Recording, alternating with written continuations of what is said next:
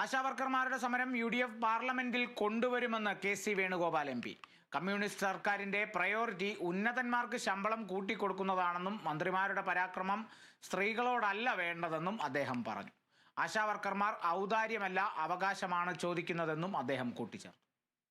സംസ്ഥാന സർക്കാരിന് ചെയ്യാൻ കഴിയാത്തതാണോ? അവരാവശ്യപ്പെടുന്നവർക്കെല്ലാം ശമ്പളം കൂട്ടിക്കൊടുക്കുന്നില്ലേ? ഞാൻ കൂട്ടിക്കൊടുക്കുന്നവരെ കുറിച്ചൊന്നും പറയാൻ ആഗ്രഹിക്കുന്നില്ല. പക്ഷേ അവരുടെ പ്രയോറിറ്റി എവിടെയാണ് നിൽക്കുന്നത്?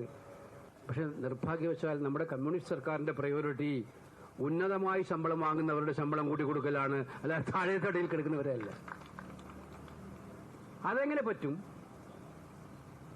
പരാക്രമം സ്ത്രീകളോടല്ല വേണ്ടതെന്നാണ് പുരാണത്തിൽ പറയാറുള്ളത്.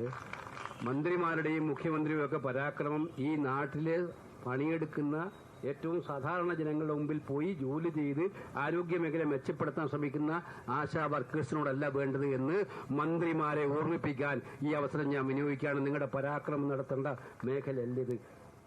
നിങ്ങളുടെ ഈ ധർമ്മസമരത്തിന് ഞങ്ങളുടെ രാഷ്ട്രീയ പ്രസ്ഥാനം ഒറ്റക്കെട്ടായി മുന്നോട്ട് സഹായിക്കാനുണ്ടാകും.